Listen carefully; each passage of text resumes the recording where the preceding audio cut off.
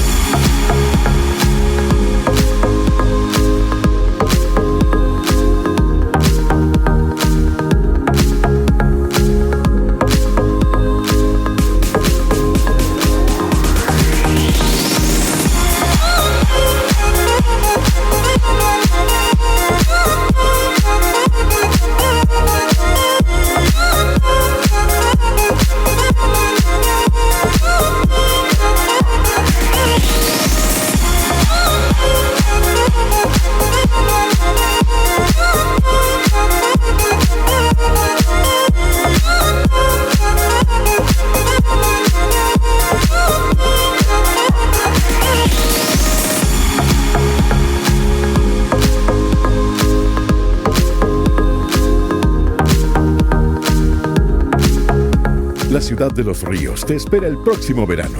Ilustre Municipalidad de Valdivia.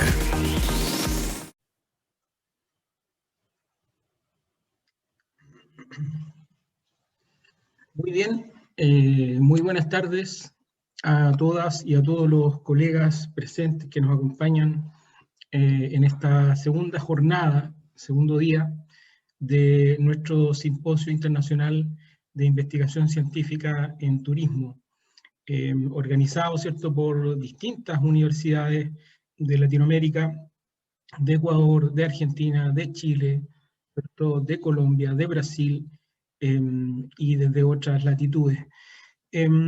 Además, por supuesto, este simposio es organizado en parte por la Sociedad de Investigadores de Turismo de Chile, ¿cierto?, Societur, en el cual varios académicos, ¿cierto?, pertenecemos acá en Chile.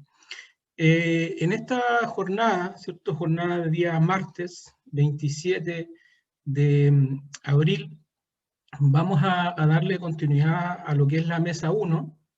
Ayer tuvimos una jornada bien importante, ¿cierto?, viendo distintas ponencias que relacionaban turismo, economía solidaria y desarrollo a escala humana, ¿no?, entendido como las distintas organizaciones que conforman la economía social y solidaria, ¿cierto? Los principios de la economía social y solidaria, la colaboración mutua, ¿cierto? La persona por sobre el capital, y por supuesto también la teoría del profesor Manfred Magnif, que nos plantea, ¿cierto?, este desarrollo centrado en la persona, ¿no? Y hoy entonces vamos a darle continuidad a esta mesa y vamos a tener expositores de distintas latitudes, ¿cierto?, del mundo. La metodología de hoy es similar a la que realizamos el día de ayer, lunes. Vamos a tener un bloque de ponencias, ¿cierto?, particularmente 5 ponencias, y luego, ¿cierto?, una vez terminadas estas ponencias, vamos a dar paso para que los colegas y los investigadores, ¿cierto?, que nos acompañan, y el público en general que nos acompaña, estudiantes, ¿cierto?, profesores, docentes, académicos, etcétera, podamos comenzar entonces a debatir y podamos comenzar, ¿cierto?, a reflexionar sobre lo que hemos visto en las distintas ponencias, con la idea, ¿cierto?, de proponer ideas, generar debate y, por supuesto, darle un contexto mucho más, ¿cierto?, de discusión a lo que es esta mesa, ¿cierto?, turismo, economía solidaria y desarrollo a escala humana. Vamos a también recoger preguntas por el chat. Vamos a tener ahí un equipo técnico trabajando para que, si es que alguno de ustedes no puede usar su micrófono, puede activar el chat, ¿cierto? Y por ende hacer sus preguntas vía chat de Zoom, ¿ya? Los ponentes, ¿cierto?, van a tener un tiempo de 15 a 20 minutos aproximadamente para exponer sus trabajos, ¿cierto?, de investigación. Y luego, ¿cierto?, hacemos una pequeña síntesis, un pequeño resumen al final del bloque y damos paso entonces a la discusión y, por supuesto, a todas las preguntas y consultas que ustedes tengan. Los invitamos a participar activamente de esta mesa 1 y, por supuesto, también a hacer sus preguntas y, por supuesto, a sumarse a la discusión, que creo que es lo más importante, ¿cierto?, siempre en un simposio, esas reflexiones que se puedan desarrollar al final de cada una de las ponencias.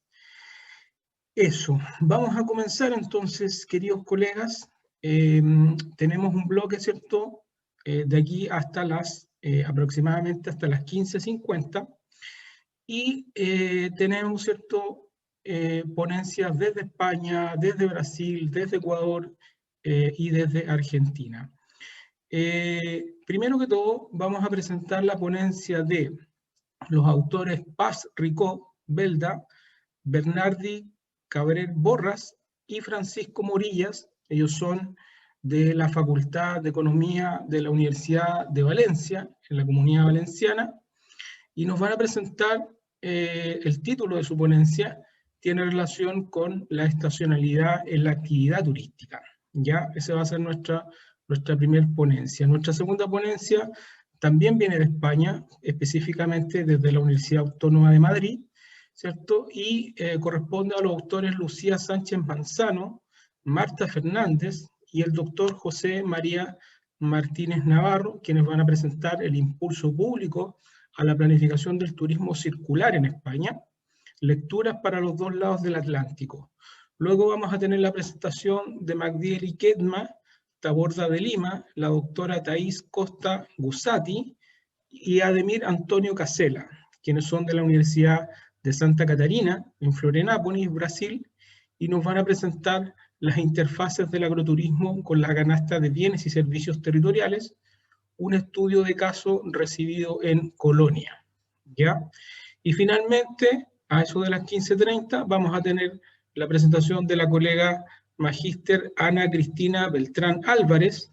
Ella, su filiación es de la compañía de turismo Yunnan Travel de Quito, Ecuador, y el título de su ponencia es La red ecoturística del INTAC Imbabura y su contribución al desarrollo integral local. Esas son las ponencias que vamos a tener hoy. Al final de la última ponencia, entonces, vamos a dar paso a las preguntas y las dudas y las consultas, y por supuesto, un espacio para que podamos interactuar entre colegas y podamos interactuar, ¿cierto?, también con el público en general. Así que vamos a partir con la primera ponencia de los autores Paz Ricó Belda, Bernardi Cabrera Porras y Francisco Morillas de la Facultad de Economía de la Universidad de Valencia, y aborda sobre la estacionalidad en la actividad turística. Así que adelante. Titulado La estacionalidad en la actividad turística ha sido realizado por Bernardi Cabrera, Paz Rico y Francisco Morillas de la Universidad de Valencia. La estructura de esta presentación es la siguiente. En primer lugar, se hablará del objetivo del trabajo. A continuación, se presentará la metodología utilizada. Posteriormente, se mostrarán los datos utilizados y los resultados obtenidos. Y finalmente, se presentarán las conclusiones y propuestas del trabajo. La estacionalidad es un fenómeno ampliamente conocido y acreditado en la actividad turística. Y por su condición de desequilibrio temporal, pues se trata de una cuestión de gran relevancia para la planificación, tanto pública como privada, de los destinos turísticos. Por otro lado, la estacionalidad tiene consecuencias sociales, económicas y medioambientales, la mayoría de ellas negativas. Entre las consecuencias económicas cabe destacar el incremento de precios que se produce durante las temporadas altas, la inestabilidad de los ingresos y del empleo, lo que conlleva consecuencias en la calidad de los servicios ofrecidos y en el compromiso por parte de los trabajadores. No obstante, a algunos trabajadores la estacionalidad les puede beneficiar, por ejemplo a los estudiantes que pueden contar con la posibilidad de tener un ingreso extra en determinadas temporadas y compaginar de esta forma el estudio con el trabajo. Con respecto a las consecuencias medioambientales, pues la presión en la demanda en temporada alta pues conlleva contaminación y expoliación de recursos naturales. No obstante, la estacionalidad puede permitir a los recursos naturales pues un periodo de recuperación. Con respecto a las consecuencias sociales, pues la presión de la demanda turística sobre las instalaciones e infraestructuras y sobre los recursos, pues la sufre la población autóctona, y esto hace que en algunos casos rechacen el turismo. Asimismo, la elevada demanda en determinados periodos pues reduce la disponibilidad de alojamiento, lo cual incrementa el precio de la vivienda. Y finalmente, también se ha observado que los destinos con elevada estacionalidad pues tienden a fomentar los bajos niveles educativos de la población. La literatura sobre la estacionalidad en la actividad turística es muy amplia y la mayoría de las aportaciones se centran en detectar la estacionalidad a través del análisis de un indicador que recoge la actividad turística. No obstante, los estudios sobre la intensidad de la estacionalidad son más escasos.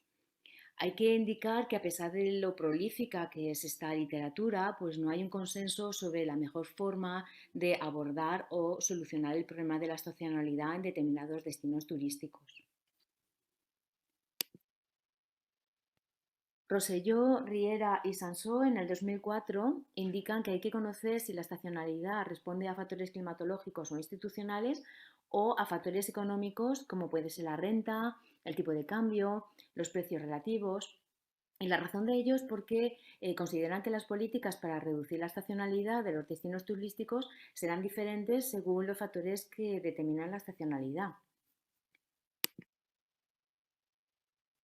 Para López y López, en el 2006, consideran que la estacionalidad es un desequilibrio temporal provocado principalmente por la mayor concentración de los flujos turísticos en determinados periodos del año, y que consideran que en esta concentración están implicados tanto factores de oferta como de demanda.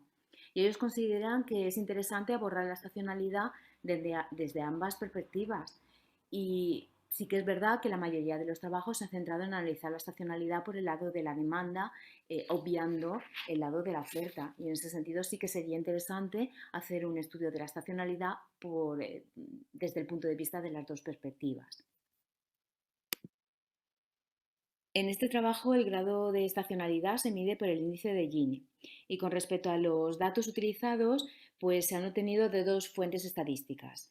Para los destinos turísticos internacionales como son Alemania, Austria, España, Francia, Holanda, Italia, Portugal y Reino Unido, se han obtenido del Eurostat el número de viajeros registrados en los establecimientos hoteleros, pensiones, albergues, casas rurales y campings para el periodo que abarca desde enero de 1999 a diciembre de 2019.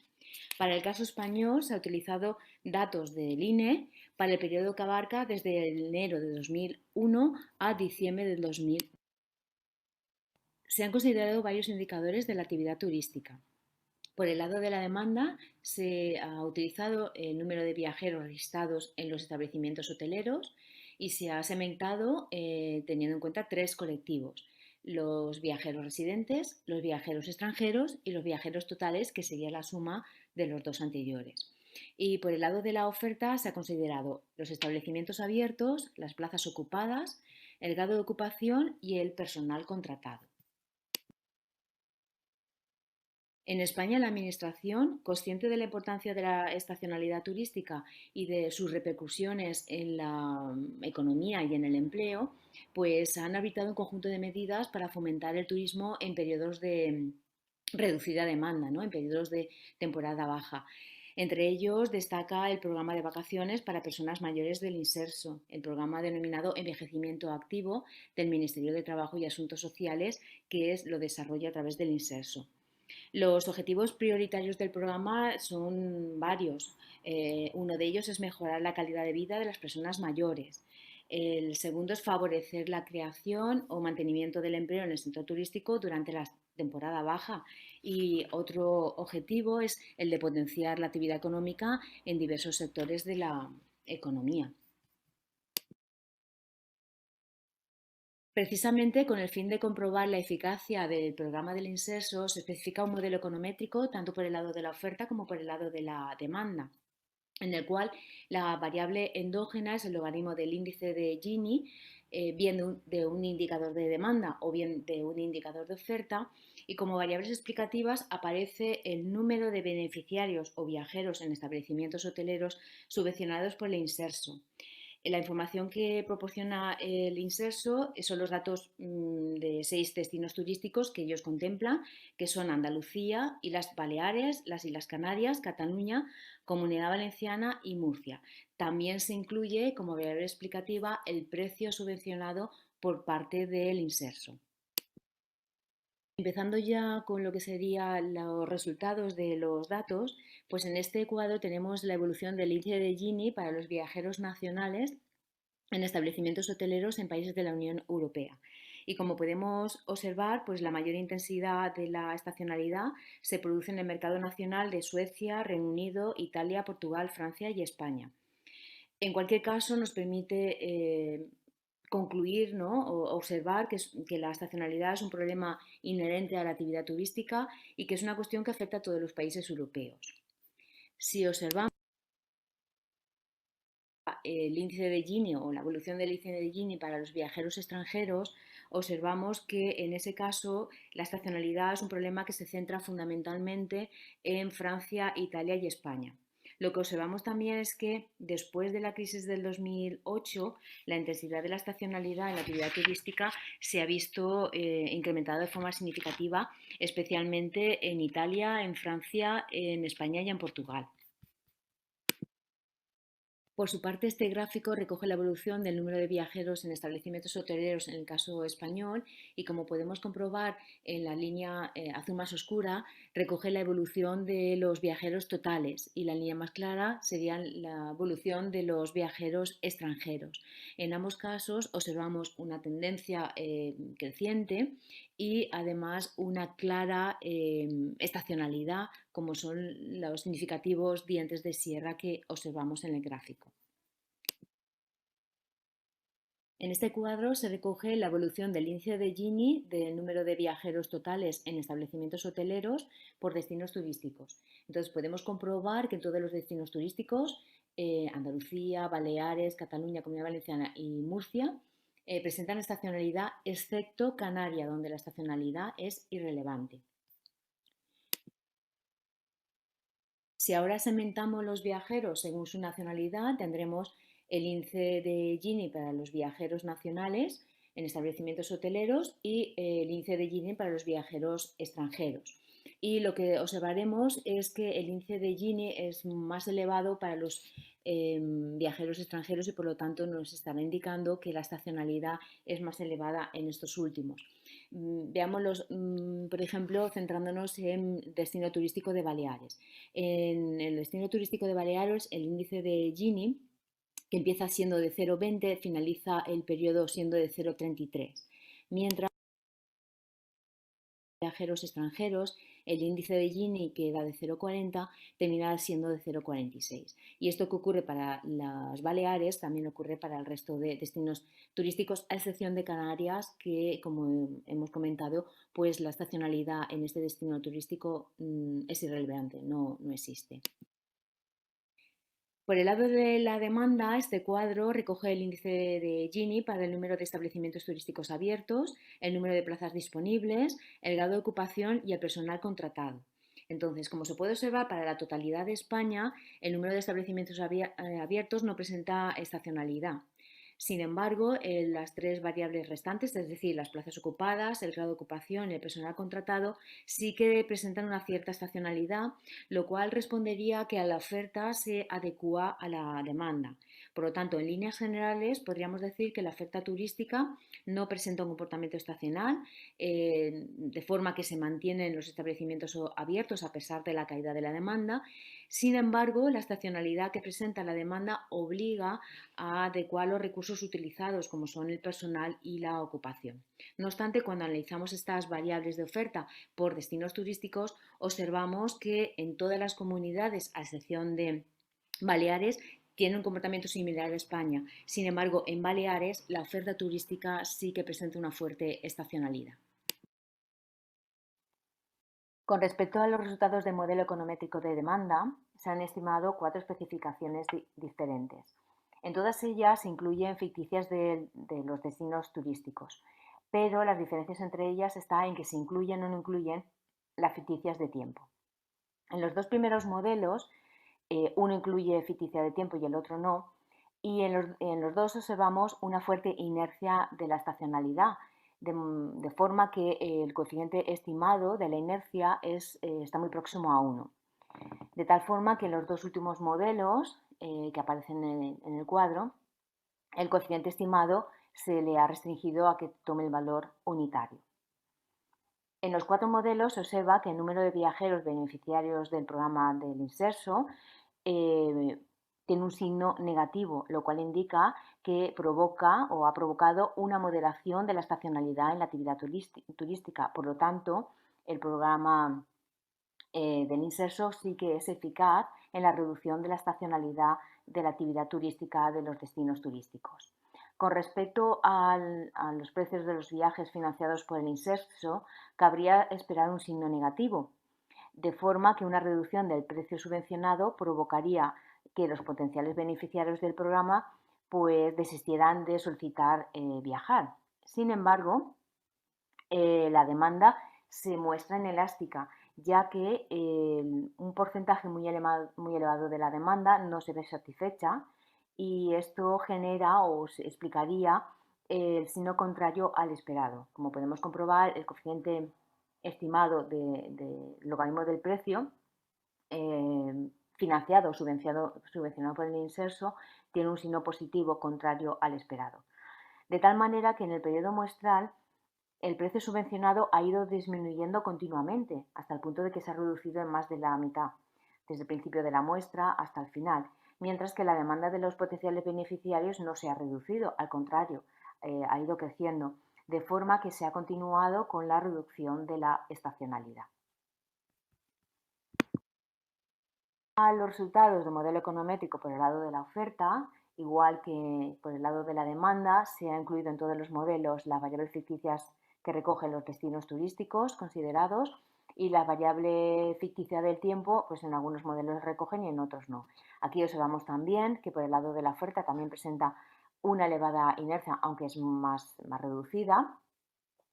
Y en este caso los viajeros beneficiarios del programa Inserso no resultan ser significativos, no resultan ser un factor que haya reducido la estacionalidad por el lado de la oferta. Finalmente, con respecto a las conclusiones que pueden obtenerse del ejercicio que se ha realizado, es que la estacionalidad es una característica inherente a la actividad turística. Los países integrantes de la Unión Europea presentan en mayor o menor medida dicha peculiaridad. Los países donde la actividad turística, como Italia y España, es más relevante, pues la intensidad de la estacionalidad es mucho más elevada. En España la estacionalidad es un problema más relevante que en la media de la UE, lo cual está relacionado con lo que se acaba de indicar. Durante el periodo muestral considerado, la estacionalidad ha incrementado de forma continua y tras la crisis del 2008, la estacionalidad todavía ha incrementado más su intensidad. En algunos destinos como las Islas Baleares constituye un problema grave, especialmente en el segmento de los turistas extranjeros, con lo cual la Administración debería de tomar medidas con el objetivo de reducir esa estacionalidad. Los modelos econométricos apuntan a que el programa del Inserso ha sido eficaz para disminuir la estacionalidad de la actividad turística en España. Con respecto a las propuestas, pues indicar que hay margen de maniobra para ampliar la oferta de plazas del programa del Inserso y, por lo tanto, continuar reduciendo la estacionalidad que se observa en algunos destinos turísticos. Es una política turística que se puede realizar en otros países en los que se quiera reducir también la estacionalidad de los destinos turísticos. Y otra propuesta sería utilizar la política de precios de los establecimientos hoteleros para discriminar en periodos de baja demanda. Como hemos observado, cuando calculamos también el índice de Gini para los precios o para las tarifas hoteleras, observábamos que no presentaba ninguna estacionalidad. Por lo tanto, eso está indicando que por parte de los establecimientos hoteleros pues no llevan a cabo políticas discriminatorias y sería interesante que lo llevaran a cabo con el objetivo de disminuir la estacionalidad. Gracias por su atención.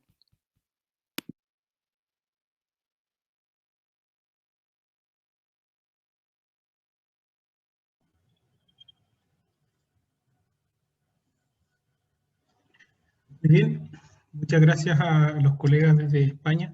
Interesante el caso que nos plantean, ¿cierto?, sobre estos modelos econométricos y cómo efectivamente el contar, ¿cierto?, con estas dos miradas, ¿cierto?, siempre la estacionalidad, tal como bien decían en la ponencia, se está viendo desde la demanda, pero no tanto desde la oferta. Así que es un caso bien interesante el cómo efectivamente a partir de estos modelos, ¿cierto?, se puede en algún punto romper la estacionalidad, ¿no? En distintos destinos, ¿cierto?, que tienen aquella condición, ¿no?, de ser destinos turísticos particularmente estacionales, ¿no?, estivales, como se les suele llamar. Así que muchas gracias a los colegas desde España. Vamos a dar paso a la segunda ponencia. Recuerden que al final de este bloque de ponencias vamos a tener el espacio para poder realizar todas las preguntas y poder interactuar, ¿cierto?, entre colegas. Y también, por supuesto, vamos recogiendo las preguntas que hayan en el chat de Zoom. Vamos a dar paso al siguiente video. El siguiente video corresponde a Lucía Sánchez Manzano, Marta Fernández y el doctor José María Martínez Navarro. Ellos son del Departamento de Geografía de la Universidad Autónoma de Madrid y nos van a presentar, el título de su ponencia es El impulso público a la planificación del turismo circular en España, lecturas para los dos lados del Atlántico. Así que adelante con esa presentación. Buenos días, soy José María Martínez Navarro, soy profesor del Departamento de Geografía de la Universidad Autónoma de Madrid y socio de la EFIT. La comunicación que vamos a presentarle en este pequeño vídeo se titula El impulso público a la planificación del turismo circular en España, lecturas para los dos lados del Atlántico. Esta comunicación ha sido realizada principalmente por dos de mis estudiantes de grado de turismo de cuarto curso, que son Lucía Sánchez Manzano y Marta Fernández Carreras Presas. Por ello, la mayor parte de esta presentación la realizarán ellas, que son las verdaderas autoras del trabajo en el que yo he participado, básicamente dándoles la necesaria supervisión. El índice de la presentación y de la comunicación es este. Yo realizaré esta pequeña introducción, presentación. La introducción a modo de marco teórico y los objetivos los va a exponer Marta Fernández, y la metodología, principales resultados y esas conclusiones preliminares obtenidas las va a presentar Lucía Sánchez. Bueno, y para terminar con mi parte, realizaré un pequeño resumen de lo que vamos a exponer para contextualizar sus intervenciones. Es evidente, ¿no?, la preponderancia que está tomando el concepto de la economía circular en el diseño de las políticas de transición ecológica y de abordaje de la crisis climática en todos los países de la Unión Europea, entre ellos, lógicamente, en el nuestro y en el resto de los países del mundo. Y también el enorme interés, ¿no?, que esto está despertando desde la academia. Desde la academia, también en el sector turístico, donde encontramos una amplísima producción bibliográfica muy reciente, en los últimos años. A nivel de planificación, que es lo que a mí me interesa trabajar, planificación turística, me interesa trabajar con mis estudiantes, en España no encontramos todavía instrumentos, al menos en la escala nacional, en el gobierno central, de planificación turística que contemplen el concepto del turismo circular, de la economía circular para el turismo.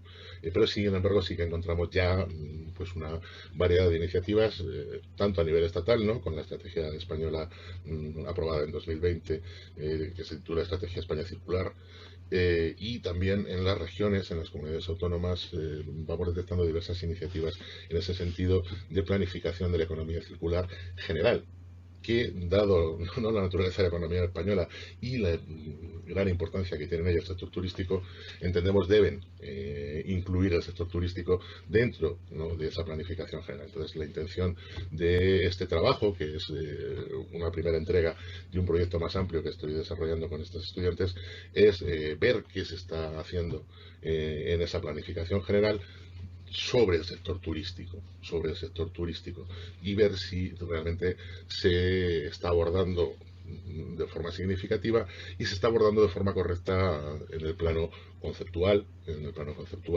de acuerdo a lo que, al menos desde la academia y también institucionalmente y políticamente, se entiende como una visión correcta de la economía circular. Sin más, les dejo con los estudiantes. Muchísimas gracias por su atención.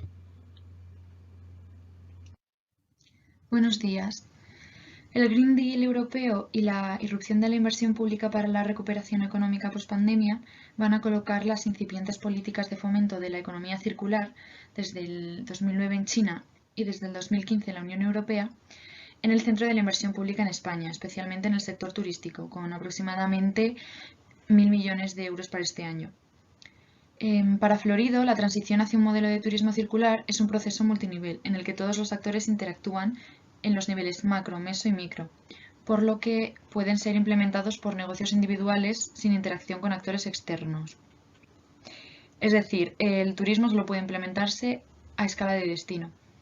Para esta cuestión puede ser un problema grave la aparente falta de definición del propio concepto de economía circular y, por extensión, del turismo circular. Existe gran controversia sobre el concepto de economía circular, pero nosotros hemos hecho un resumen basado en dos autores que consideramos más relevantes, que son Reich y Kircher, cuyas aportaciones están recogidas en la bibliografía.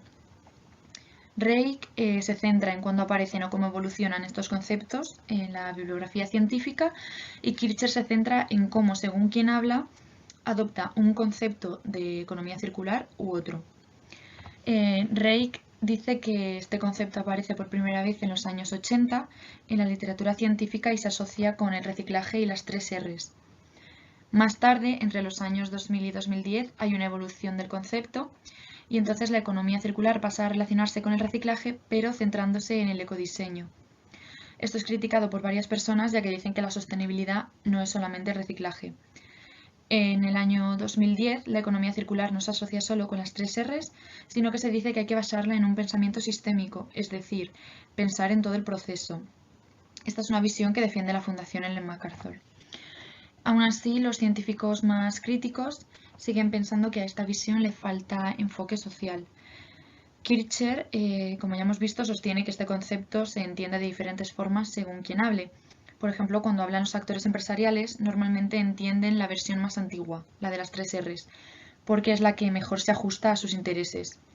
Cuando hablan los actores institucionales, el concepto incluye el pensamiento sistémico, un análisis de todo el proceso.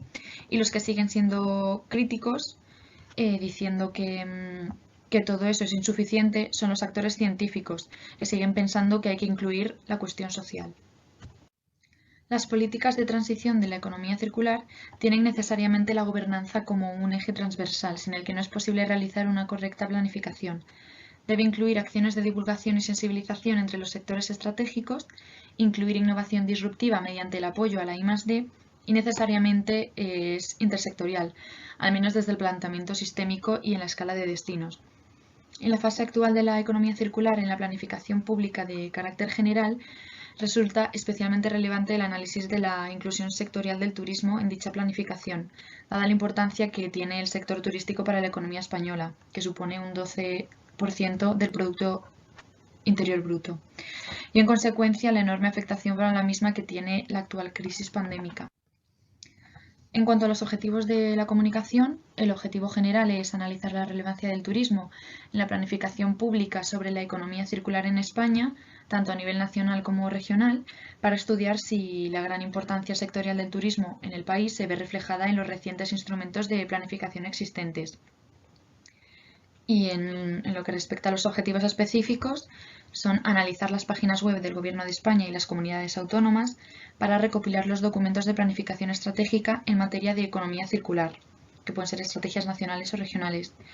Analizar los documentos oficiales encontrados en su relación con el turismo mediante su codificación en el software del análisis documental atlas.ti y analizar cualitativamente el contenido de las referencias al sector turístico contenidas en dicha codificación. A continuación, vamos a explicar la metodología empleada para esta investigación. Hemos usado un análisis empírico y metodológicamente controlado de textos, realizado paso a paso, superando la cuantificación con un análisis cualitativo, en este caso como explica Mena Navarro. Para ello hemos seguido 3 pasos. El primer paso ha sido detección de las iniciativas regionales de la planificación en nuestro país, a través de todas las webs institucionales. El segundo paso, un análisis de los documentos encontrados mediante la codificación en Atlas.ti. Y por último, un análisis cualitativo de las referencias específicas encontradas. En la siguiente diapositiva, a continuación, en esta diapositiva mostramos los resultados de cuantificación en Atlas.ti obtenidos.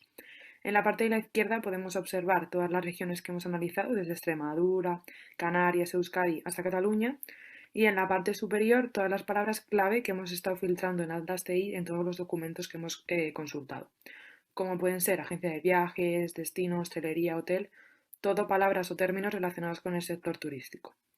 Hemos obtenido un total de 157 palabras claves en estos textos, pero hay algunas regiones o comunidades autónomas en las que ha sido un fracaso porque no aparece nada. Que estas, si vemos la gráfica, pues son en Navarra, en Cataluña y en Euskadi. No hemos obtenido ninguna búsqueda. En la siguiente diapositiva vamos a analizar los resultados del análisis del contenido. Para ello, a partir de esta codificación en Atlas.ti, hemos realizado una revisión cualitativa de todas las citas, como he comentado antes, un total de 157.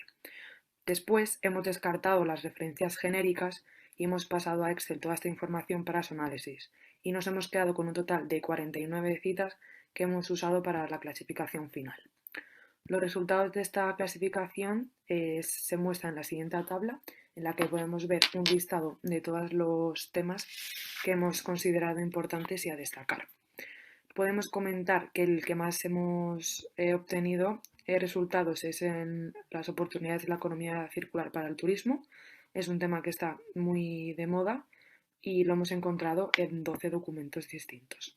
Algunos de los que menos importancia se dan, pues puede ser un entorno genérico de incertidumbre, o aumentar la resiliencia, o una reconversión turística. Por lo que aquí podemos ver qué amenazas tiene el sector turístico, qué oportunidades y en qué temas puede tener más debilidad. Para continuar con los resultados cualitativos, las amenazas más repetidas después de haber elaborado el Atlas TI con toda la información es que no abordan los problemas de sostenibilidad para el sector. O sea, hay un déficit muy alto de la palabra sostenibilidad en los documentos y no hace mucha referencia al término de sostenibilidad relacionadas tanto con el cambio climático y en el caso específico de Extremadura y Castilla-La Mancha no se hace referencia nada a los problemas que estamos teniendo en España con la despoblación, o también se conoce como la España vaciada, que es que faltan gente y empresas y trabajo en todas las zonas rurales, ya que todo el mundo se va a la gran ciudad. También tenemos que destacar que hay una falta de alineación con los objetivos ODS de la Agenda 2030 y muchísima falta de planificación, que al fin y al cabo el kit del sector turístico es la mala gestión y planificación del sector turístico.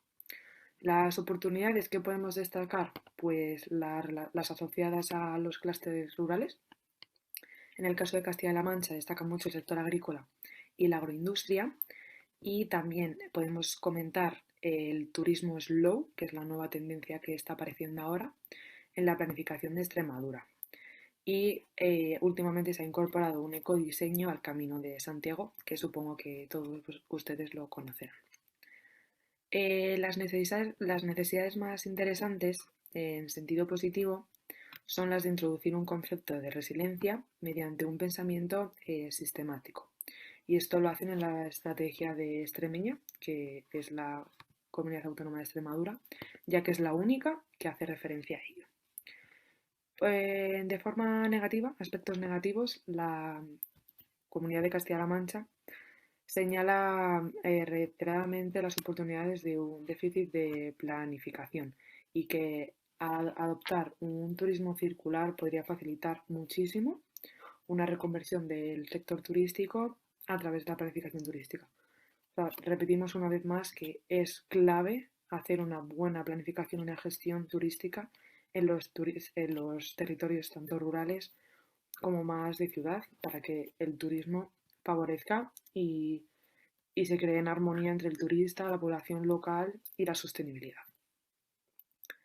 Para terminar con las conclusiones, existe un claro consenso sobre la importancia entre la transición ecológica y lo que ha de entender la economía circular, pues que son un conjunto de herramientas que permiten avanzar todo el sistema turístico a través de los objetivos ODS de la Agenda 2030. Y más que nada en nuestro país, en España, se usan muchísimo estos objetivos ODS y todas las empresas y todas las actividades y todo giran en torno a ellas y poder adaptarlas y trabajar con los objetivos. Esta realidad que contrasta con los resultados obtenidos en nuestro análisis, ya que la planificación pública sobre la economía circular desarrollada hasta la fecha, como hemos comentado, es muy pobre, hay muy poca información.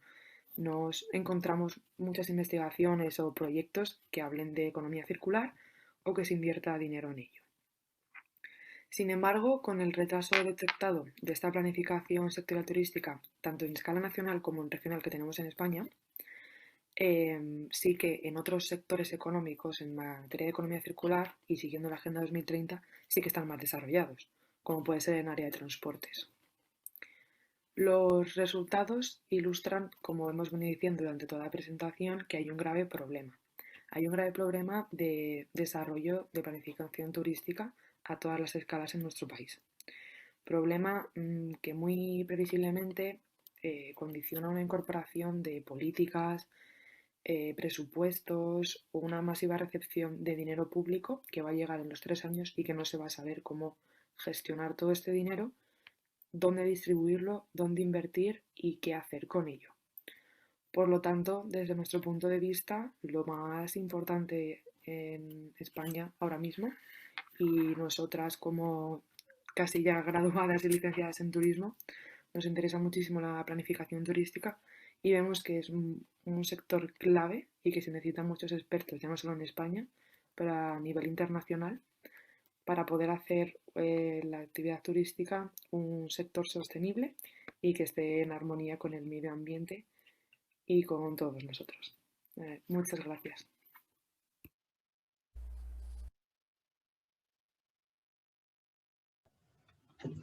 Muy bien, muchas gracias a los colegas desde España por esa presentación, muy interesante por lo demás, ¿cierto?, sobre la importancia que tiene fundamentalmente este modelo, ¿cierto?, de economía circular, ¿no?, que busca principalmente que los productos estén la mayor cantidad de tiempo posible, ¿no?, dentro de un ciclo de vida determinado, y cómo, ¿cierto?, la economía circular puede efectivamente aportar a lo que es la planificación, ¿no?, la planificación de los destinos, ¿no? Ahí veíamos una revisión importante de políticas, de planes y programas, ¿cierto?, en donde efectivamente había un cruce entre lo que era la economía circular y la planificación del turismo en distintos destinos. Vamos a continuar con las presentaciones y vamos a dar paso a Magdieli Ketma Taborda de Lima, la doctora Thais Costa Bussati y Ademir Antonio Casella de la Universidad Federal de Santa Catarina, de Florianópolis, Brasil, quien nos va a presentar su ponencia Interfaces del agroturismo con la canasta de bienes y servicios territoriales, un estudio de caso recibido en Colonia. Así que adelante con esa presentación. Olá, eu me chamo Magdieli, sou estudante no programa de pós-graduação em agroecossistemas da Universidade Federal de Santa Catarina. Sou orientada pelo professor Ademir Antônio Casella e co-orientada pela professora Thais Costa Bussati. O trabalho que virei compartilhar com vocês hoje é intitulado Interfaces do agroturismo com a cesta de bens e serviços territoriais, estudo de caso acolhida na colônia. Introdução. Nos últimos anos, surgiram no Brasil diversas estratégias de desenvolvimento territorial voltada para as regiões excluídas de processos de modernização e que buscam se contrapor à globalização e à homogeneização dos produtos agroalimentares. Entre as estratégias, vale destacar as que são voltadas ao meio rural e à agricultura familiar. Nos referimos ao agroturismo e à abordagem teórico-metodológica da cesta de bens e serviços territoriais. O agroturismo ele passou a ser promovido no meio rural do Brasil e de Santa Catarina, principalmente a partir da década de 1990. Ele constitui-se como uma modalidade no conjunto de atividades turísticas que acontecem no segmento rural, como, por exemplo, ecoturismo, turismo rural, turismo de aventura. Ele é promovido por agricultores familiares que recebem em suas propriedades visitantes.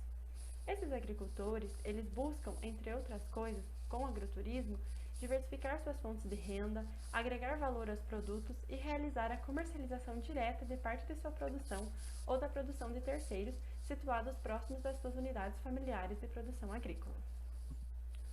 Uma associação que tem se destacado e promovido o agroturismo em Santa Catarina chama-se Acolhida na Colônia. Ela foi fundada em 1999 nas encostas da Serra Geral, e essa iniciativa teve como inspiração a Associação Aquel Paysan, criada na França em 1987, cuja forma de atuação se expandiu para outros continentes e países. A Acolhida na Colônia tem por objetivo receber visitantes nas unidades familiares de produção agrícola e, com isso, valorizar a agricultura familiar, preservar o meio ambiente e primar pela qualidade dos alimentos produzidos e dos serviços ofertados. Outra concepção abordada no estudo é a noção de cesta de bens e serviços territoriais. Ela é uma concepção teórico-metodológica formulada a partir da realidade empírica de zonas rurais francesas marginalizadas. Ela se insere nos debates e discussões acerca do desenvolvimento territorial e foi desenvolvida pelos pesquisadores Pequer e Mollard em 1990. A estratégia desenvolvida a partir da realidade empírica de Barones e que deram origem a essa abordagem tem por objetivo a diferenciação do território por meio da especificação dos seus produtos e serviços de qualidade, que juntos se complementam. A cesta de bens e serviços territoriais acontece quando atores produtivos de um território colocam em prática uma estratégia de oferta de vários bens e serviços de forma combinada, ancoradas a um espaço geográfico particular, valorizando a cultura, história, meio ambiente e paisagens de um dado território. A noção de recursos territoriais específicos é uma noção chave para a cesta de bens e serviços territoriais, e já foi identificado na Serra Catarinense, que é o campo de estudo, produtos e serviços que têm um valor importante para o território da Serra Catarinense, a exemplo do queijo, do vinho, da maçã, do mel de melato de Bracatinga. Inclusive, o queijo ele possui a IG, que é a IG do queijo serrano. E o vinho de altitude, o mel de melato de Bracatinga e a maçã Fuji se encontram em análise pelo INPI, que é o órgão responsável pelo reconhecimento das IGs no Brasil. Para nos aproximarmos mais da noção de recursos territoriais específicos, trago como exemplo o mel de melato de Bracatinga.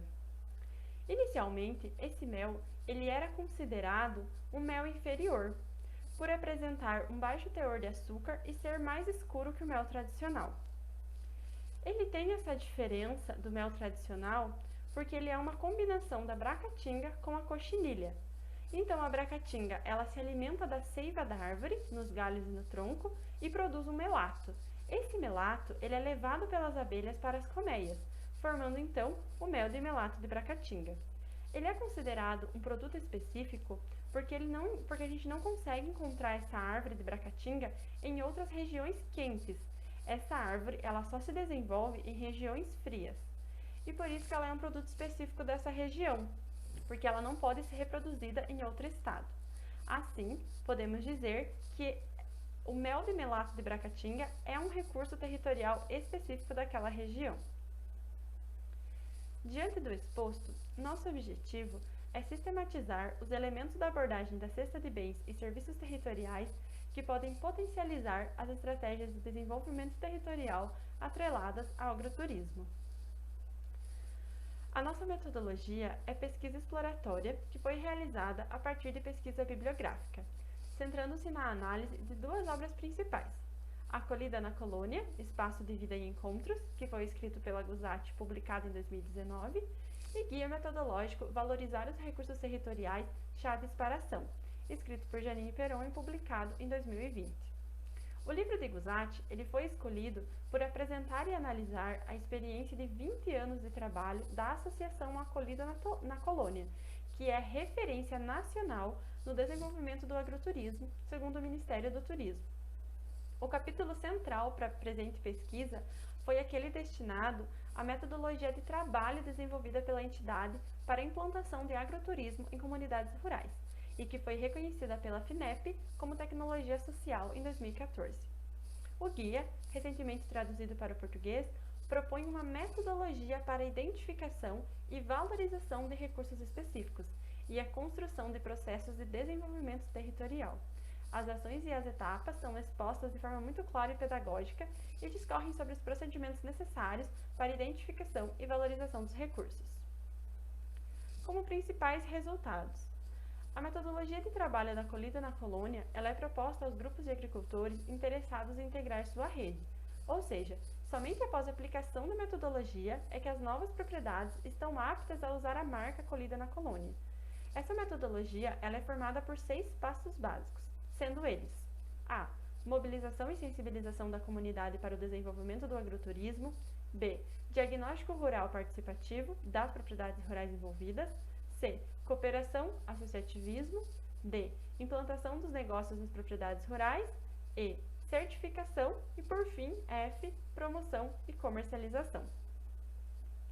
Identifica-se nesse estudo que a etapa do diagnóstico rural participativo é aquela que pode ser mais aprimorada com os elementos do guia e que permitirá maior entrelaçamento entre agroturismo e cesta de bens.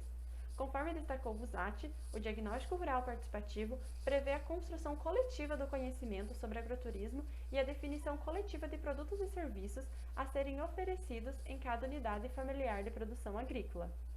O processo descrito no guia pode contribuir na identificação e valorização dos recursos nas unidades familiares de produção agrícola da Acolhida na Colônia, pois um recurso só existe através do valor que as pessoas lhe atribuem. Janine Peron, 2020. Logo, ele é resultado de uma construção coletiva e necessita ser ativado por um projeto de valorização, que pode ser patrimonial, cultural, entre outras. Ou seja, no contexto do território, o recurso ele é composto por um conjunto de objetos materiais e imateriais que podem estar associados ao saber fazer, tradições culturais e ou históricas, entre outros elementos. A acolhida na colônia possui aberturas em sua metodologia que permitem incluir essas estratégias de identificação e valorização de recursos específicos. Conclusões. A gente conclui que o agroturismo ele é um importante promotor no desenvolvimento territorial, tendo em vista os diversos benefícios que ele apresenta para o meio rural, sobretudo para os agricultores familiares. Pode-se dizer que ele é potencializador de desenvolvimento social, econômico, ambiental e cultural. Em Santa Catarina, a acolhida na colônia tem despontado enquanto iniciativa-chave no desenvolvimento do agroturismo e tem conquistado cada vez mais o seu espaço. Entretanto, percebe-se uma fragilidade na metodologia adotada pela acolhida na colônia, que se refere à falta de identificação e valorização de recursos específicos do território. Isso poderia ser revertido através da adaptação e adoção dos preceitos previstos no guia metodológico, permitindo que a entidade efetivamente atue na formação de uma cesta de bens e serviços territoriais em cada localidade de atuação. A junção do guia com a metodologia da associação pode ampliar ainda mais a diferenciação da acolhida na colônia, através da mobilização das particularidades do território, construindo coletivamente os recursos específicos com os atores sociais. Aqui eu trago algumas referências utilizadas no estudo. E é isso. Muito obrigada pela atenção.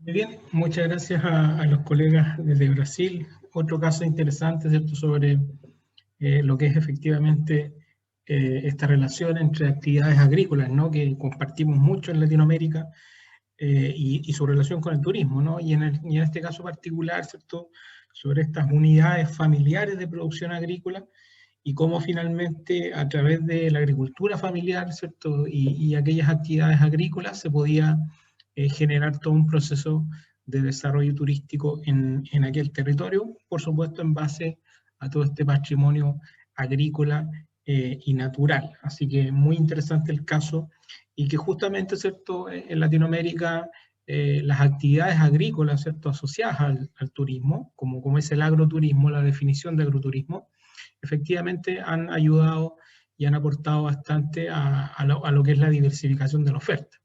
Así que efectivamente es un caso bastante interesante de analizar, sobre todo en términos metodológicos, ¿no?, cómo fue esa construcción colectiva.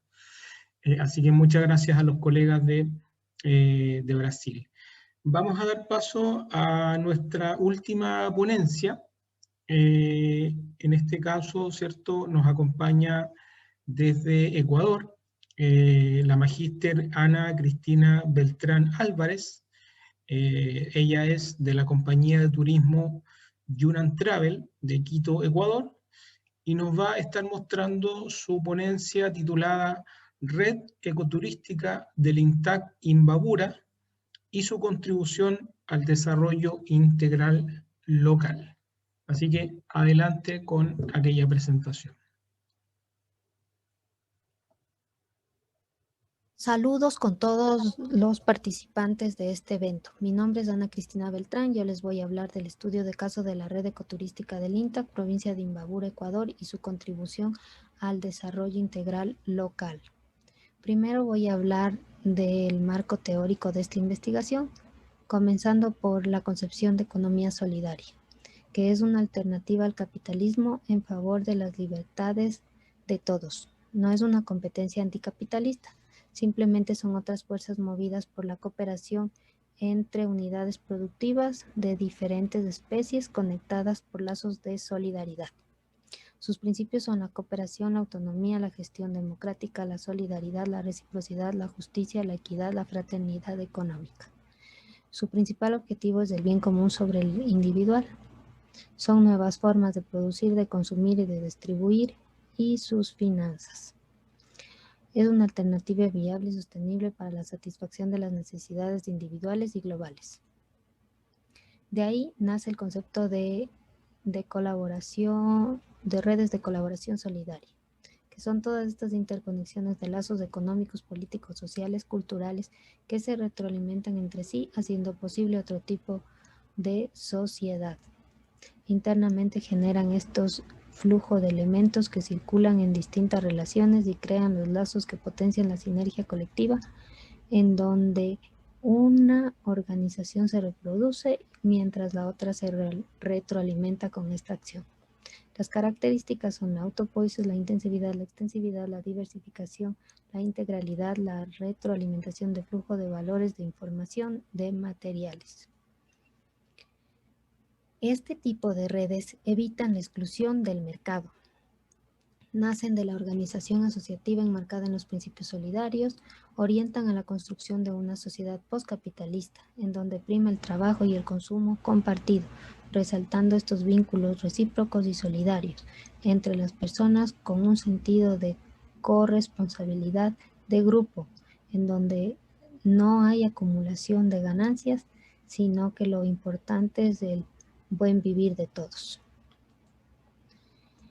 Las redes en el Ecuador forman parte de las organizaciones de la economía popular y solidaria, en donde sus principios son la reciprocidad, la autarquía, la redistribución, la relación con el mercado y tener un objeto social que las una a través de una actividad económica sostenible. En cuanto al desarrollo integral local, es una nueva forma de mirar y actuar desde el territorio. Incentiva la integralidad en los procesos de desarrollo, hay una mayor participación de los actores, mejora el uso de los recursos, hay una descentralización, lo cual mejora el contenido del cambio social, articula al Estado, al mercado y a los actores, lo cual permite visibilizar al territorio y generar sujetos en democracia.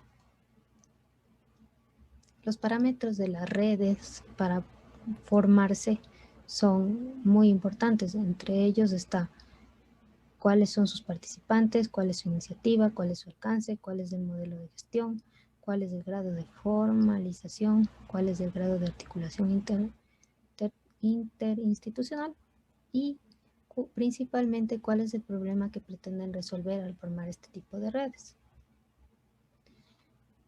Esto lo hacen a través de las bases del proceso económico de la economía popular y solidaria, que es la producción solidaria, el comercio justo y solidario, el consumo responsable y solidario, las finanzas solidarias, con sus ejes de capacitación y principios y sus relaciones con el Estado, gobiernos locales, cooperación internacional y el mercado.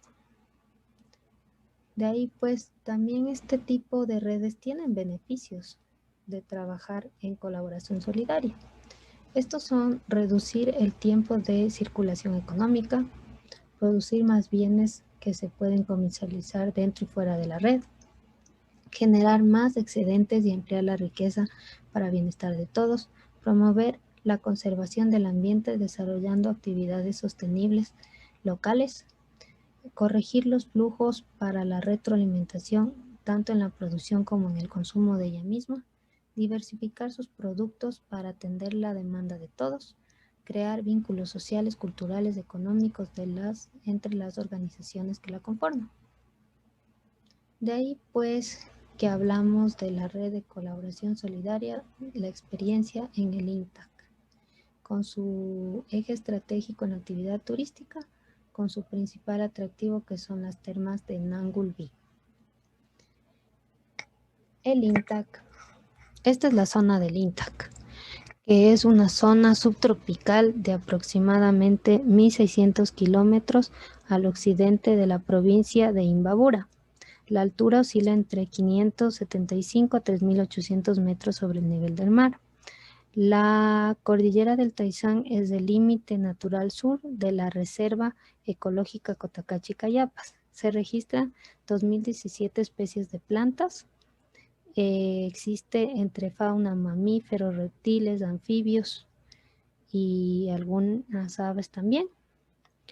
Entre la población pues tenemos una diversidad sociocultural entre pueblos mestizos de diversas procedencias andinas, pueblos afroecuatorianos procedentes del Valle del Chota y otros de Otavalo. Está conformada por 7 parroquias, que es en donde se desarrollan las actividades turísticas. En el INTAC han sido considerados opositores al extractivismo desde 1997, donde Cotacachi fue considerado cantón ecológico. Ellos han luchado por la preservación del ecosistema, ya que la minería siempre ha sido unilateral y ha dejado pocas regalías y pocas cosas buenas al sector, principalmente en la zona de Junín. Ha habido reubicación de familias, división familiar, no se ha pensado en la agricultura orgánica, contaminación del aire, extinción de especies como el jaguar, oso de anteojos y algunas aves también. De ahí que nace esta red como en un proyecto en el 2006 de la mano de Prodeci, con 11 organizaciones que están registradas de acuerdo a su actividad, donde se dedicaron a la infraestructura, a las instalaciones, a las telecomunicaciones, a los senderos, todo lo anexo al turismo, haciendo de esta una actividad de esparcimiento, atractivos de aventura, turismo comunitario, ecoturismo y zonas arqueológicas, haciendo del turismo una actividad sostenible. Tienen un plan estratégico en donde todos sus ejes van al turismo, en viabilidad, en calidad, en fortalecimiento, en marketing, en políticas, calidad del servicio y patrimonio. Esta actividad turística es importante para ellos, ya que el 85% de los visitantes son nacionales y el 15% son extranjeros. Los nacionales van por feriados, por temporadas altas, de vacaciones, grupos de observación, de colegios, y los extranjeros son adultos jóvenes que están comprometidos con el medio ambiente, otros motivados por el ecoturismo, observación de aves y deportes de aventura. El funcionamiento operativo interno y externo de la red se da con las actividades turísticas, las actividades que tiene cada una de las organizaciones, que son canalizadas a través de rutas turísticas por parte de la administración de la red, como esta, por ejemplo. De estas tienen algunas como para hacer diferentes recorridos en las parroquias del INTAC. Este es un esquema de la red. Aquí podemos ver en el centro la red y alrededor las organizaciones como es el Rosal con productos cosméticos, Comité de Turismo Manduriaco con sus albergues, las Mujeres del Chaco con sus artesanías, Acri con el café. Todas estas venden en sí mismas sus productos y también venden sus productos en las otras organizaciones, lo cual les hace un trabajo comunitario. A la vez desarrollan la actividad turística con principios de colaboración solidaria entre ellas. Además, pues se aliaron con algunas organizaciones igual de la economía popular y solidaria, como son las tiendas de comercio Custo de Camari y la Casa del INTAC, para hacer el marketing de los productos turísticos. Y también han conseguido alianzas con organismos privados en la zona, como son algunas hosterías o el sitio arqueológico de Gualimán y el bosque de aves de la Cueva de los Tallos. Con esto complementan lo que son los servicios turísticos que requieren los clientes. Así con ellos tienen una protección del medio ambiente, tienen el bien común de todos y tratan de ser autogestionados y manejar su empoderamiento y autonomía. A la vez, pues también tienen sus ejes transversales, que es la capacitación a través del consorcio Toisán, en donde incluso se han dado cursos para líderes comunitarios, y también a través de ellos realizan los proyectos para conseguir fondos y para cada una de las organizaciones de la red, con organismos internacionales desde Alemania, de España, y también han tenido acercamientos con el Ministerio de Turismo, el Instituto de Economía Popular y Solidaria y las juntas parroquiales y gobiernos locales. En cuanto a sus finanzas populares, ellos tienen organizado que el 85% de los ingresos va para quienes dan el servicio y el otro 25% se queda para los gastos administrativos que tenga la red, para proyectos, y los excedentes son distribuidos en partes iguales para todos los miembros de la red, lo cual nos hace reforzar su empoderamiento en este tipo de organización. Siguen los parámetros y las bases del proceso económico de la economía popular y solidaria, mencionado anteriormente. Con esto, pues en conclusión, puedo decir que las redes permiten que no existan excluidos y que cada uno puede contribuir con ideas y ampliar sus horizontes. La forma de trabajo de las organizaciones sociales es única porque su funcionamiento utiliza un modelo de gestión acorde a sus necesidades y a sus heterogeneidades. El objetivo principal de crear este tipo de redes siempre será atender las necesidades de todos los miembros, reactivando las relaciones económicas, sociales, políticas, pero siempre enfatizando en la conservación del medio ambiente. Tienen un gran desarrollo humano que ayuda a propender el desarrollo económicamente viable, ecológicamente sostenible, socialmente justo, para mejorar las condiciones y calidad de vida de sus miembros y de su comunidad. En relación a las conclusiones del estudio, el turismo para ellos es una alternativa viva para luchar a favor del medio ambiente, para tener equidad de género, para tener derecho al trabajo de las mujeres, para el empoderamiento, ha mejorado notablemente su autoestima, para la gestión en el territorio. Han logrado alianzas por ellos mismos y el turismo comunitario es para el bienestar de varias familias. Así fomentamos los clientes solidarios también. Pero también han tenido dificultades con la institución pública, que no hay un acompañamiento del Estado, que a pesar de que el municipio de Cotacachi entre sus competencias tiene la prioridad de incrementar la productividad del sector, no les han dado nada en la cuestión de turismo en su oficina de dirección de turismo y cultura. No han conseguido nada aún. No se ha entendido en general que el fin no es solo comercializar los productos, sino de luchar por el medio ambiente y fortalecer al turismo y a las organizaciones sociales. Se los sigo mirando como microempresas y no como organizaciones con vínculos solidarios. Como recomendaciones, creo que es importante pasar en este tipo de redes de lo micro a lo macro. Hay que generar co-construcción y producción de políticas públicas con los actores por la vía incentivadora, no solo reguladora. Fomentar los principios de territorialidad y proximidad, de colaboración solidaria. Que la eficiencia no solo se mide en la esfera económica, sino crear otros indicadores que involucren la esfera social, ambiental y política. Porque se debe entender que en la territorialidad unidos funcionan mejor las cosas. Muchas gracias por la atención y si tienen alguna inquietud estoy para aclararla.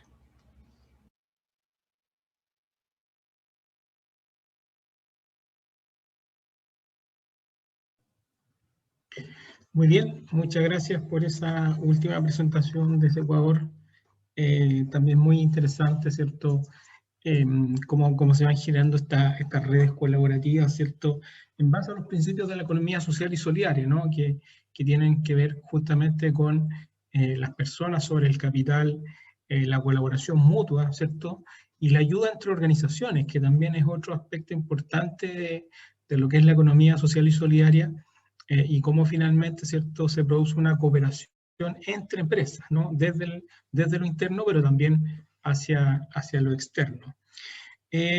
Con esta presentación, ¿cierto?, hemos finalizado nuestro bloque de ponencia. A continuación vamos a darle espacio a todos para que puedan activar sus micrófonos y comenzar con las consultas.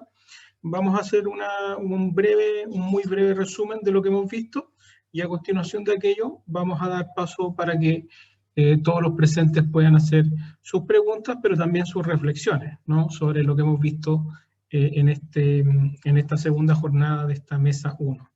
Primero, ¿cierto?, tuvimos la ponencia desde España sobre estos modelos econométricos que finalmente buscan analizar lo que es la estacionalidad, no solamente desde la demanda, sino que también desde la oferta. Entonces ahí nos presentaban un modelo bastante interesante en cómo finalmente a través de este índice de Gini, ¿no?, se podía generar una serie de datos, ¿cierto?, con el objetivo de reducir la estacionalidad, ¿no?, que es como una de las grandes brechas que aún el turismo y los distintos destinos no han sabido resolver, ¿no? En alguna medida y justamente por la falta de datos, ¿no? Se podría decir desde esa lógica.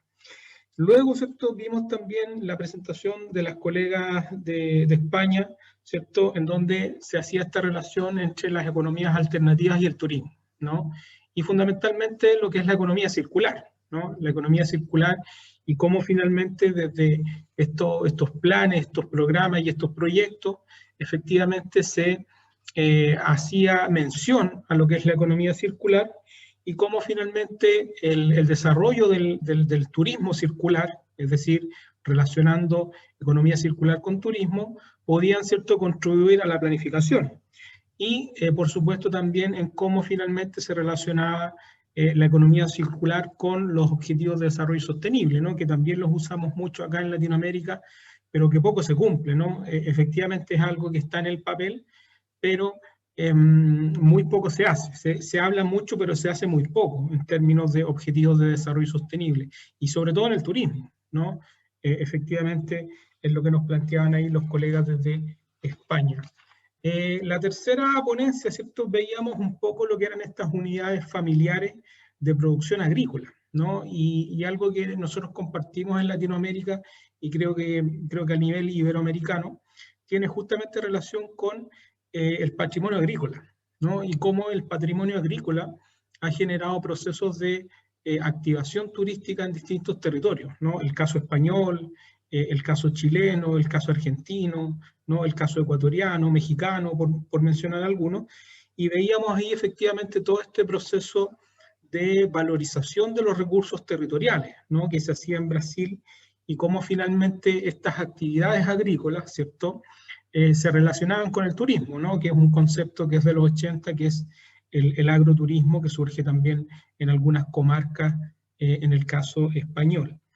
Y finalmente veíamos la ponencia de la colega de Ecuador, en donde justamente, ¿cierto?, todo lo que venía a cerrar un poco lo que es esta mesa, ¿no?, y cómo finalmente todos los principios de la economía solidaria, ¿no?, la economía social y solidaria, se integraban dentro de lo que es una red, ¿no?, dentro de lo que es una red, ¿cierto?, comunitaria, en este caso, de desarrollo turístico, y cómo estos múltiples actores que nos mostraba, por favor, déjame dormir un ratito, que nos mostraba la colega, efectivamente... Déjame dormir un ratito, por favor.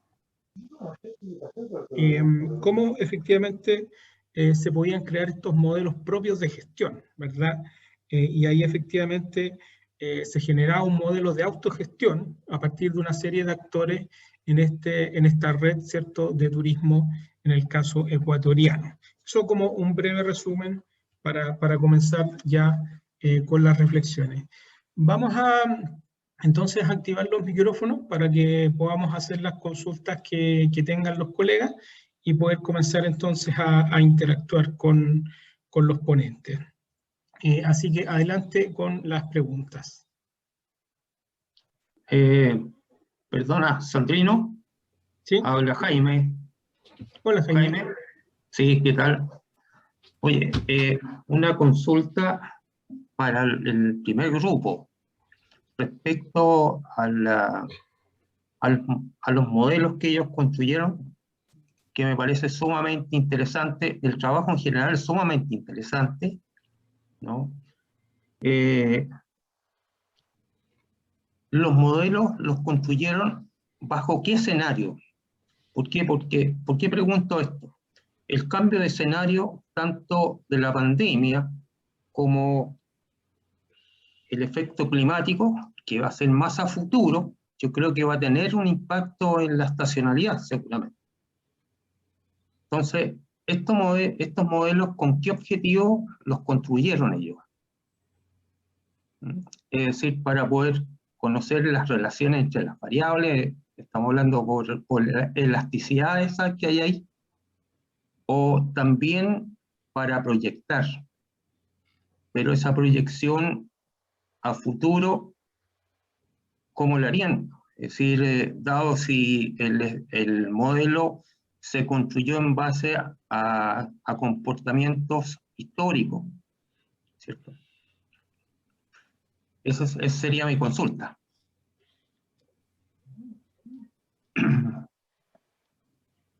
Perfecto, muchas gracias, Jaime. Damos entonces la para que pueda responder a Párrico, a Bernardi Cabrera Borras y Francisco Morillas. Adelante, estimados.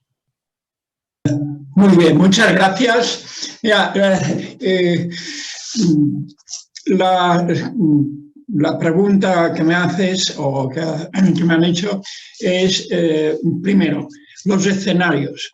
La información que hay nosotros es hasta el 2019, es decir, antes de la pandemia. Posteriormente no tenemos ninguna información. Lógicamente enriquecería muchísimo el modelo o los modelos que se puedan hacer si se tuvieran en cuenta, diríamos, tanto la pandemia como, diríamos, toda la parte, diríamos, de degradación del medio ambiente y demás. Esto no se ha tenido en cuenta.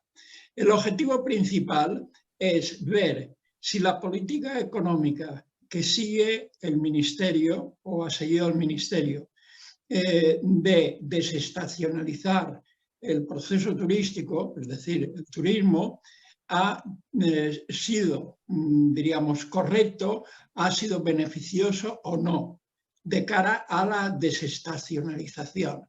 El objetivo, hay varios programas, pero el principal es un programa que se hace durante los meses de baja demanda, que son, diríamos, a partir de noviembre hasta más o menos abril. Entonces, el Ministerio subvenciona de dos formas. Una, al solicitante, normalmente se exige una serie de requisitos, jubilados y mayores de 65 años. Puede haber jubilados que sean menores de 65 y, diríamos, hay una subvención que va al hotel o al establecimiento hotelero o bien a las agencias de viaje para los trayectos y demás. Entonces, claro, aquí hay dos cosas. Desde el punto de vista de demanda, hay muchos más solicitantes que plazas hay. Realmente, ¿qué es lo que ocurre? Por otra parte, los hoteles, como diríamos, la subvención o la ayuda es barata, es baja, no todos los hoteles o todos los establecimientos hoteleros, pensiones, residencias, campings, no todos están dispuestos a abrir durante estos meses. ¿Por qué? Porque consideran que no es rentable. El problema es que hay un desequilibrio muy grande, porque hay, no me acuerdo de la cifra exacta, pero la cifra es, no me acuerdo, es casi, hay un tercio que sí pueden ir a los hoteles y 2/3 de solicitantes que no pueden ir. Y por otra parte, debido a una serie, desde más o menos desde el 2010, la subvención que daba Inserso, es decir, el Ministerio, lo que han hecho es bajar la subvención. Claro, lógicamente, ¿qué es lo que ha sucedido? Que si antes había en toda España unos 500 establecimientos que estaban dispuestos a abrir, en la actualidad, bueno, en la actualidad me refiero en el 2019, solo había unos 300. Es decir, que hay un desequilibrio. No obstante, a través del modelo, a pesar de que las elasticidades son muy bajas, sí que es significativo. Es decir, en el número de viajeros subvencionados han permitido disminuir la estacionalidad, es decir, que hay menos estacionalidad que si no hubiera esta subvención. Esto es la idea, diríamos, central, ver si el programa del Inserso, es decir, el programa de política económica y de política turística, por supuesto, ha sido eficiente o no. A través del modelo, en principio, se considera que es eficiente. De todas formas, no se ha tenido en cuenta la degradación del medio ambiente y otros problemas, digamos, adicionales.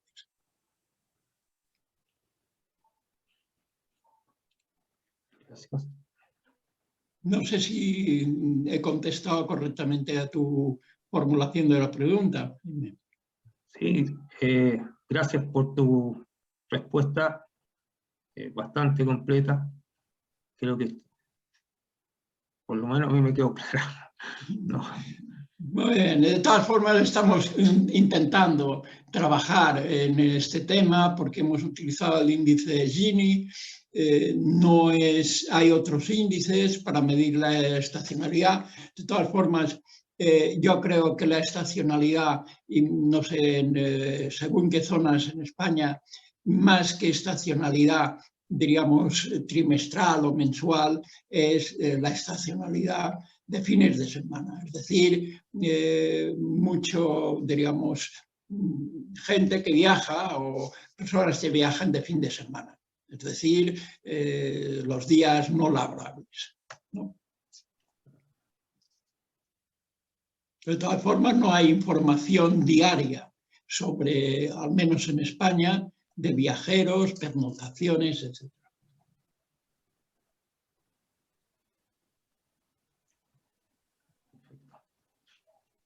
Gracias por darme la oportunidad de participar. Muy bien, ¿no? A ti, por la pregunta formulada. Perfecto, muchas gracias Jaime por compartir y al profesor también por responder y por reflexionar en este modelo bien interesante que nos mostraron. ¿Alguna otra consulta, estimadas colegas, para los ponentes?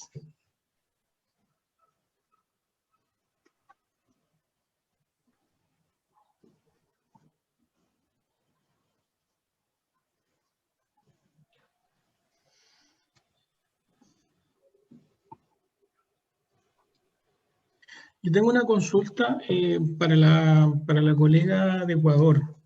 Quería conocer un poquito más, Ana Cristina, esta red de colaboración que nos planteaste, y principalmente quería centrarme en lo que es esa especie de organigrama que nos mostraste, ¿no? Un poquito, porque se veía, ¿cierto?, de una manera bastante colaborativa, y centrada, me dio la impresión centrada en los bienes comunes, ¿no? Como apareció por ahí en tu presentación. Entonces, reflexionaba un poco a cómo se había construido, ¿cierto?, esta forma de organización, bien circular, ¿cierto?, y en el centro una especie de administración, ¿cierto?, con distintos actores. Pero lo interesante ahí es saber cómo se van generando estas relaciones, ¿no? Estas interacciones entre las personas que están, ¿cierto?, en esa esfera más pequeña, y las que están, ¿cierto?, en el exterior, que muchas pertenecen a comunidades, ¿cierto?, o a distintas organizaciones. Cuéntanos un poquito cómo se generan esas interacciones y cómo ha sido el resultado de esas interacciones. Lo que les quería explicar en el organigrama es que básicamente son 11 organizaciones que en el centro tienen los administradores de la red. ¿Sí se me escucha? Te escuchamos muy bajo. A ver, ¿ahí me escucha? ¿Ahí me escucha? Sí, te escuchamos un poquito bajo. Si puedes subir el ¿Ahí? Parece que está muteada. Parece que estás muteado, ¿no? Sí. ¿Ahí me escuchan? Ahí te escuchamos, sí, ahí. Bueno, lo que le decía es que sí, efectivamente esta red surgió de una necesidad de cambiar de actividad de la actividad extractivista, en su mayoría que era la minería, a tener esta actividad turística. Entonces, cada una de las organizaciones existían con diferente tipo de actividad. O sea, por ejemplo, hay mujeres que se dedican a productos cosméticos, exportan al exterior, otros a artesanías, otros café, por ejemplo, de ACRI, que es de la también. Otros igual actividades de alojamiento. En sí lo que hicieron es unir todo este tipo de actividades que ellos realizaban en sus organizaciones familiares, en muchas de ellas, en cada una de las parroquias que existen en el INTAC, y unirse a través de un paraguas que en este caso fue la actividad turística por el sector, ya que tienen algunos atractivos, entre ellos como mencioné las termas de Mangulbí, que son termas de agua cálida natural. Tienen, por ejemplo, la cueva de los tallos, que son especies de aves. Entonces, como que a través de una organización internacional llamada PRODECID España, se unieron y le hicieron que cada una de sus actividades en sí se pudieran retroalimentar entre ellas. Entonces, ahí se da este tipo de colaboración, ya que si uno visita cada una de las organizaciones, uno va a ver los productos de las otras organizaciones en venta. Entonces, si yo quiero comprar café donde hay productos cosméticos, también lo encuentro. E inclusive, por ejemplo, donde hacen las actividades de artesanías, hay formas de hacer con cabuya uno mismo sus propios souvenirs. Entonces, van combinando todo este tipo de actividades dentro del marco turístico, de la visita al sector, de tener experiencias de turismo comunitario, aventura, pero a la vez tratan de vender también los productos de las organizaciones. Y todo este dinero que se recopila a través de las rutas que están generando en las parroquias, pues se distribuye a quienes ofrecen el servicio y dejan un residual para la redistribución, qué sé yo, a través de proyectos, porque muchas veces necesitan los albergues o alguna cosa en particular cada una. Entonces la red se encarga de eso, la organización, digamos así, que tiene un presidente, tiene sus vocales, las personas operativas, las que se dedican a la página web, a las personas que comercializan. Entonces, para esta parte administrativa, tratan de tener ese residual del 5% y con eso ayudar al resto de las personas. Han tratado de que todos los miembros del sector se unan a este tipo de colaboración, pero evidentemente no todo el mundo quiere trabajar en el sistema de colaboración solidaria o de turismo solidario porque son hosterías privadas, por ejemplo. Pero las que sí han querido integrarse a este proceso no han quitado su figura, simplemente se han unido a ellos y ahí se da también esta interacción con los externos, al igual de otras organizaciones que también son de la economía popular solidaria, que les han permitido hacer el marketing de sus productos, vender inclusive su artesanía, sus productos en las tiendas de comercio solidario que hay aquí en Ecuador, en muchos lugares del país. Entonces, esto es lo que yo hablaba, de esta sinergia colectiva que se trata de retroalimentar entre sí. En este caso, sí es verdad que se ha visto más el tema del turismo, ¿no? Pero lo que se trata de estas redes es que tratemos de que el lugar en sí se retroalimente y puedan ellos salir y resolver sus necesidades juntos. Porque básicamente en esta red en particular lo que hacen es obtener los recursos de los turistas para tener un ingreso adicional.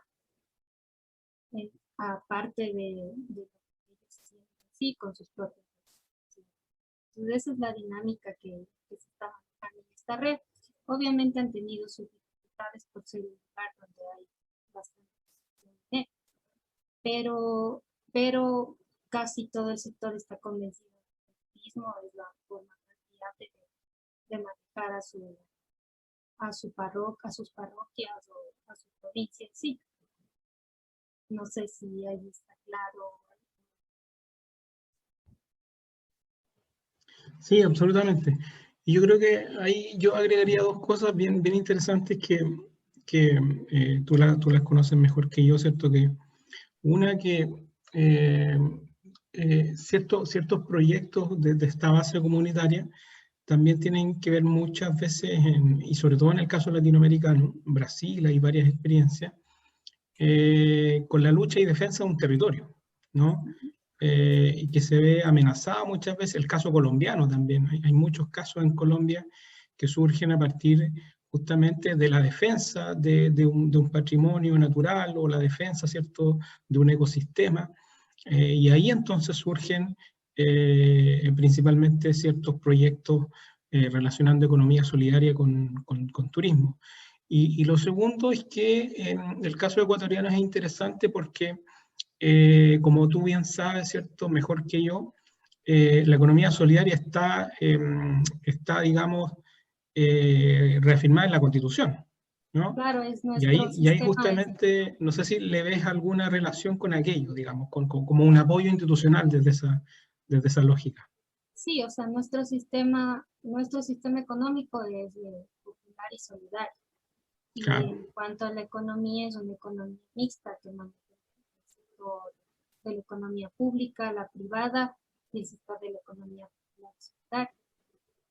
Incluso aquí hay el Instituto de Economía Popular y Solidaria, Claro. donde están registrados tipos de asociaciones, organizaciones, que en realidad lo que hacen es poner al ser humano sobre el capital, o sea, trabajar en asociación más por el bienestar de las personas que únicamente por el interés, digamos, netamente comercial. Entonces, en nuestro marco legal, exactamente. Sí, absolutamente, es una muy buena experiencia. Muchas gracias, Ana, por tu respuesta.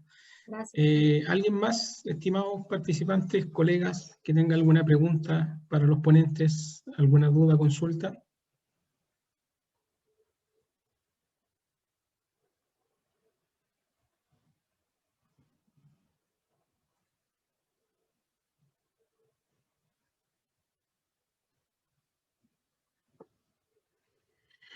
Preguntas, consultas, reflexiones finales, algún comentario que quieran aportar a las presentaciones.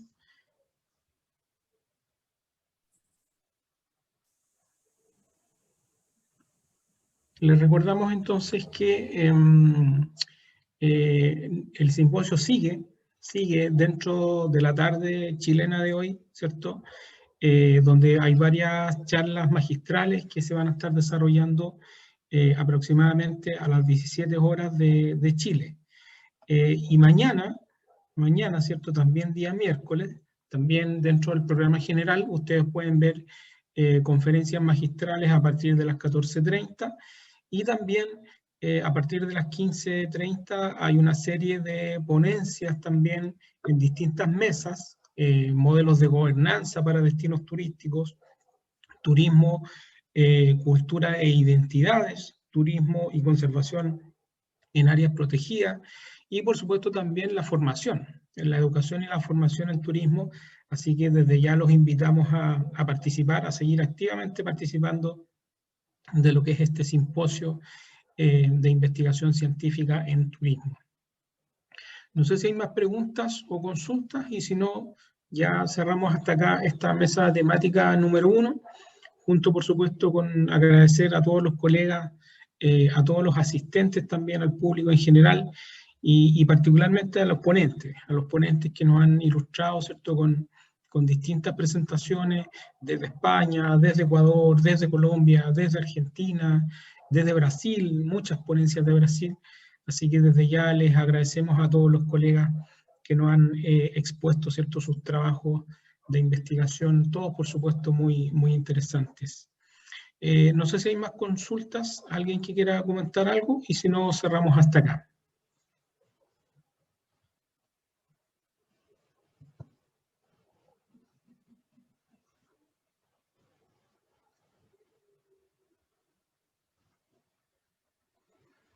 ¿No? Perfecto. Bueno, cerramos hasta acá entonces. Muchas gracias a todos los presentes nuevamente, a los ponentes, a los participantes y al público en general. Y tal como les decía, invitarlos a seguir participando del simposio Nos queda todavía un día y medio de simposio, así que los invitamos a seguir participando activamente de todas las mesas temáticas, de las conferencias magistrales y por supuesto aportando a la discusión y a todo lo referente a las distintas temáticas que se han abordado en este simposio.